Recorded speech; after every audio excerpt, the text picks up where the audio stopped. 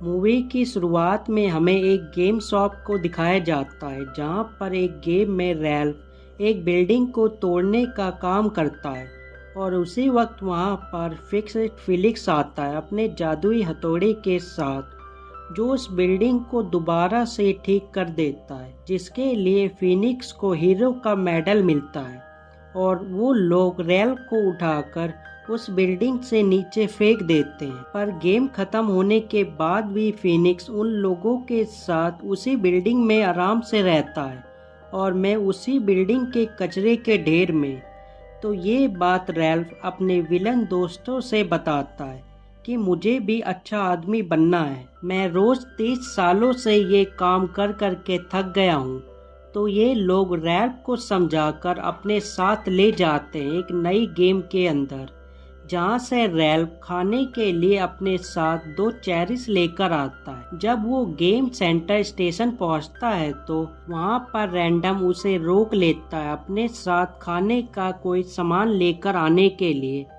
जहाँ से होते हुए रैल्फ अपनी गेम में लौट जाता है एक ट्रेन में बैठकर, जहाँ पर उसे पता चलता है कि हमारी गेम को 30 साल हो गए हैं, इसलिए घर में पार्टी चल रही है। तो रैल्फ भी उस बिल्डिंग में पहुंचकर दरवाजे की बेल बजाता है। जब दरवाजा खोलने के लिए फिनिक्स बाहर आता है तो रैल्फ उससे कहता है कि मुझे किसी ने इस पार्टी में नहीं बुलाया, तो मैं खुद ही आ गया। जब रैल्फ को बाकी के लोग देखते हैं तो वो लोग डर जाते हैं कि ये यहाँ पर कैसे आया, पर तभी वहाँ पर केक लेकर आया जाता है जिसमें सब लोग उस बिल्डिंग के ऊपर होते हैं सिवाय रैल्फ के। तो रैल्फ भी अपने टॉय को उठाकर उस बिल्डिंग के ऊपर रख देता है, जिससे सब लोग गुस्सा हो जाते हैं और रैल्फ से कहते हैं कि तुम्हें कभी भी हीरो का मेडल नहीं मिलेगा। ये सुनने के बाद रैल्फ उस केक को तोड़कर वहाँ से जाने लगता है, ये कहकर कि मैं भी हीरो का मेडल लेकर आऊंगा। तो रैल्फ पुराने सामानों में चेक करता है कि शायद यहाँ पर उसे मेडल मिल जाए, पर वहाँ पर उसे एक हीरो ड्यूटी गेम का एक प्लेयर मिलता है जो उसे बताता है कि मैं रोज एक मेडल के लिए गेम खेल खेल कर थक गया हूँ। तो वहाँ पर वो प्लेयर एक कॉकरोच को देखकर बेहोश हो जाता है। तो रैल्फ उसके कपड़े पहनकर उसकी गेम में पहुंच जाता है उस मेडल को लेने के लिए। जब उस गेम को खेलने के लिए एक छोटी बच्ची आती है तो रैल्फ भी उसके साथ उसकी टीम में होता है, पर रैल्फ को अच्छी तरह से गेम खेलने नहीं आती और वो उस लड़की को आउट करा देता है, जिसके बाद वो लड़की एक दूसरी गेम को खेलने के लिए जाती है। ये रैल्फ की गेम होती है। जब वो लड़की उस गेम को स्टार्ट करती है तो उसके अंदर उस बिल्डिंग को तोड़ने के लिए रैल्फ नहीं होता, जिससे उसे लगता है कि ये गेम खराब हो गई है और वो उसकी कंप्लेन मिस्टर लिडवैक से करती है, जिसके बाद उस गेम के ऊपर आउट ऑफ ऑर्डर का पेपर लगा दिया जाता है, जिससे उस गेम के अंदर के लोगों को लगता है कि अब ये गेम खराब हो गई है। पर फिनिक्स रैल्फ को ढूंढते ढूंढते हीरो ड्यूटी गेम के अंदर पहुंच जाता है, जहां पर उसे उस गेम की कमांडर मिलती है और उस टावर के अंदर हमें रैल्फ को दिखाया जाता है जो उस मेडल को लेने के लिए गया होता है उन अंडों से बचते हुए। तो रैल्फ को वो मेडल मिल जाता है, जिसे लेकर रैल्फ जब नीचे आता है तो उसका पैर गलती से एक गड्ढे में पड़ जाता है, जिससे सब साइबरट्रॉन के बच्चे उस पर हमला कर देते हैं और उनसे बचते हुए रैल्फ एक जहाज में बैठकर वहां से निकल जाता है। पर उसके साथ एक साइबरट्रॉन भी उस जहाज में होता है और वो दोनों वहां से उड़ते हुए एक दूसरी गेम के अंदर पहुंच जाते हैं, जिसका नाम शुगर रश होता है। जब रैल्फ अपना मेडल चेक करता है तो वो मेडल उसके पास नहीं होता, वो तो एक कैंडी ट्री के ऊपर लटक जाता है,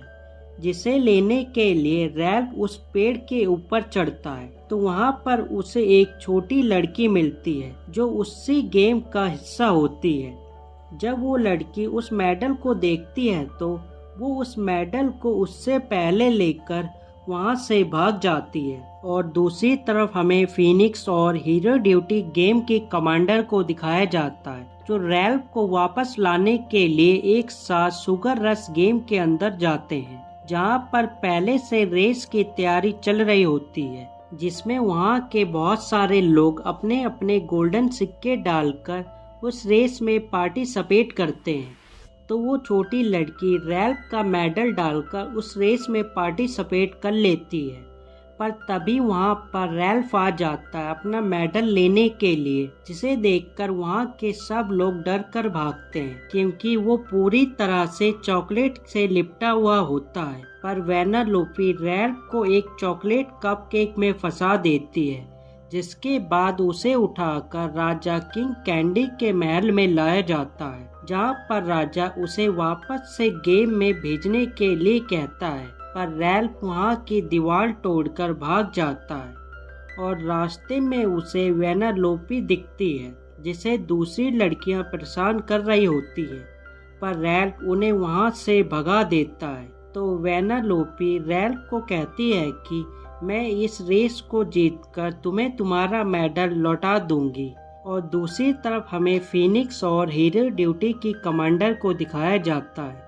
जो रैल्फ को ढूंढते ढूंढते शुगर रश गेम में पहुंच जाते हैं, जहां पर फीनिक्स उसे बताता है कि ऐसा टर्बोगिरी बहुत समय पहले एक दूसरी गेम के प्लेयर ने किया था।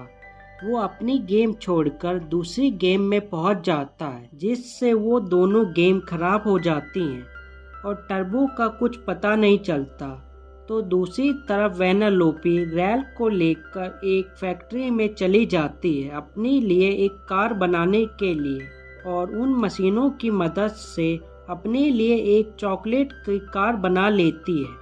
पर तभी वहां पर किंग कैंडी अपने दोनों लोगों के साथ उसे पकड़ने के लिए आते हैं, जिनसे बचते हुए ये दोनों अपनी बनाई हुई कार में बैठकर वहां से निकल जाते हैं और उन्हें चकमा देखकर कोला माउंटेन के अंदर पहुंच जाते हैं, जहां पर वेनालोपी रैल्फ से कहती है कि मुझे कार चलानी नहीं आती,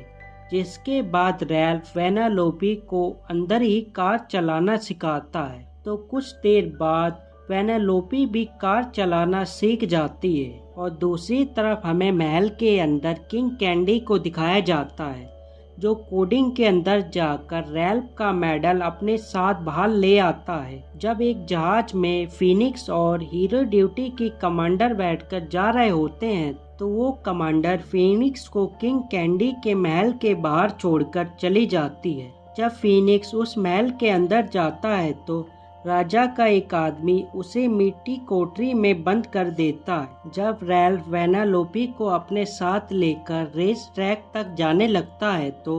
रास्ते में उसे किंग कैंडी मिलता है, जो उसे उसका मेडल लौटा देता है और उसे अपनी बातों में फंसाकर वेनालोपी को रेस में पार्टिसिपेट करने से रोकने के लिए कहता है। तो रैल्फ वेनालोपी की कार को तोड़कर वहां से वापस अपनी गेम में चला जाता है, जहां पर उसे पता चलता है कि वो गेम पहले से वेनालोपी की ही थी और वो वापस से शुगर रश गेम में आकर फीनिक्स के पास जाता है वेनालोपी की कार को ठीक कराने के लिए। तो फीनिक्स उस कार को ठीक कर देता है और रैल्फ वेनालोपी को लेकर उस रेस में दोबारा से आ जाता है। जब रेस शुरू होती है तो वेनालोपी भी सभी रेसरों की तरह रेस में पार्टिसिपेट करती है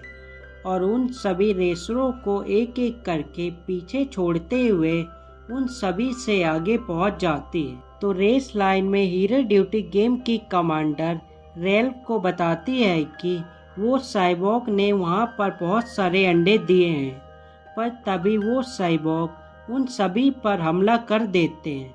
तो वो कमांडर सभी लोगों को वहां से निकलने के लिए कहती है और उस रेस में किंग कैंडी वेनालोपी के ऊपर हमला कर देता है, जिससे उन सब को पता चल जाता है कि यही है टर्बो, जो बहुत समय पहले गायब हो गया था। पर एक साइबोग आकर टर्बो को खा लेता है और वेनालोपी भी रेस जीतते जीतते रह जाती है। क्योंकि वो साइबोर्ग फिनिश लाइन को खा लेते हैं, जिसके बाद रैल्फ उसे लेकर उस गेम से बाहर निकलने की कोशिश करता है,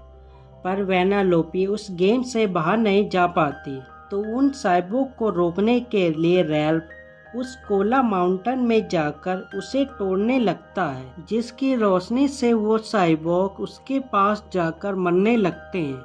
और उनके ख़त्म होने के बाद फिनिक्स उस फिनिश लाइन को दोबारा से ठीक कर देता है और वेनालोपी के रेस जीतते ही उसकी कोडिंग दोबारा से ठीक हो जाती है और वो बन जाती है शुगर रश की रानी। तो ये सब वेनालोपी को बाय बोलकर अपने अपने गेम में दोबारा से आ जाते हैं, जिसके बाद वो गेम दोबारा से सही तरीके से चलने लगती है और बाकी के लोग भी रैल्फ के साथ अच्छी तरह से बर्ताव करने लगते हैं और उन्होंने मेरे लिए एक नया घर बनाया और मैंने बोनस राउंड के तौर पर अपनी अपनी गेम से बेघर लोगों को अपनी गेम में बुलाया। और इसी के साथ ये मूवी यहीं पर ख़त्म हो जाती है और हम मिलते हैं एक नई मूवी के साथ अगली बार एक बेहतर एक्सप्लेनेशन के साथ। Good bye.